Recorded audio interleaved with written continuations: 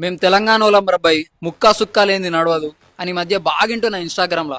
మరి వీళ్ళకి తెలంగాణ ఔన్నత్యం, వైభవం, చరిత్ర తెలుసా తెలియదా నాకు తెలియదు, కానీ అసలైన తెలంగాణ అంటే ఏంటో నేను చెప్తా వినండి మిత్రమా. శాండ్ బాక్స్ టెక్నాలజీతో ఇసుక పునాదుల పైన ఎర్త్క్వేక్ రెసిస్టెన్స్ అంటే భూకంపాలను తట్టుకునే విధంగా 13th సెంచరీలోనే కాకతీయుల వారసుడైన గణపతి దేవుడు సామ్రాజ్యంలో నిర్మించారు మిత్రమా. ఒక నగరాన్ని నిర్మించాలంటే గుడి నీళ్లు ఉండాలని, గుడి చెరువులు ఉండాలని గుడి చెరువులను నిర్మించారు మిత్రమా.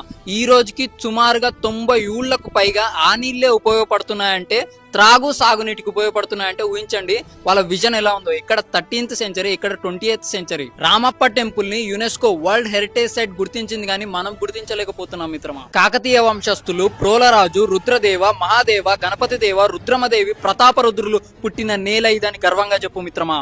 అంతెందుకు గోన గన్నారెడ్డి పుట్టింది కూడా ఈ నేలలోనే అని చెప్పు మిత్రమా. జల్ జంగల్ జమీన్ అనే నినాదంతో నిజాం సర్కార్ కి, బ్రిటిషర్స్ కి ఏకకాలంలో వ్యతిరేకంగా ఉద్యమం విస్ఫోటనంలా ఎగిసిన క్రాంతికార గిరిజన యోధుడు కొమరం భీం పుట్టిన నేల ఇదని గర్వంగా చెప్పు మిత్రమా. భూమి కోసం, భుక్తి కోసం, విముక్తి కోసం కొడవలి పట్టిన వీర వనిత చాకలి ఐలమ్మ గారు పుట్టిన నేల ఇదని గర్వంగా చెప్పు మిత్రమా. గెరిల్లా టాక్టిక్స్ వాడి మొఘల్స్ తో పోరాడి ఔరంగజేబ్ కొడుకైన బహదూర్ షా మెడలు వంచి గోల్కొండ కిల్లాలో జెండా ఎగరవేసిన వీరుడు యోధుడు సర్దార్ పాపన్న గౌడ్ పుట్టిన నేల ఇదని గర్వంగా చెప్పు మిత్రమా. ఎంతమంది కవులున్నారు మిత్రమా. నా దేశం భగవద్గీత, నా దేశం అగ్ని పునీత సీత, నా దేశం కరుణాత రంగ, నా దేశం సంస్కార గంగ అని చెప్పిన జ్ఞాన పీఠ అవార్డు గ్రహీత సింగిరెడ్డి నారాయణ రెడ్డి గారు పుట్టిన నేల ఇదని గర్వంగా చెప్పు మిత్రమా. ఇందుగలడు అందులేడని సందేహము వలదు చక్రి సర్వోపగతుడు ఎందెందు చూచినా నందందే గలడు దానవాగ్రని వింటే అని రాసిన బొమ్మెర పోతన గారు పుట్టిన నేల ఇదని గర్వంగా చెప్పు మిత్రమా.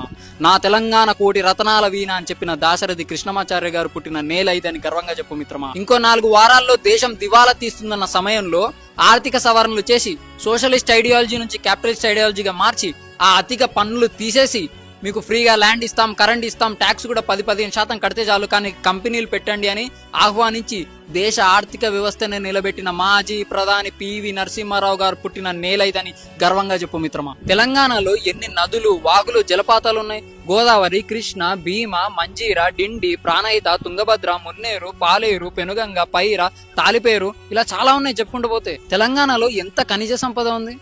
Singareni is the 2nd largest coal producer in Bharat. అట్లా గ్రానైట్ ఉంది, లైమ్ స్టోన్ ఉంది, క్రిస్టల్ క్వార్ట్స్ ఉన్నాయి, చాలా ఉన్నాయి ఖనిజాలు. టైం సరిపోక పార్ట్ 2 కూడా చేసాము, stay tune. Last but not least, తెలంగాణలో రబ్బాయి అనే చెప్పే దాంట్లో ఈ చరిత్ర తాలూకా గర్వంగా అనిపించాలి.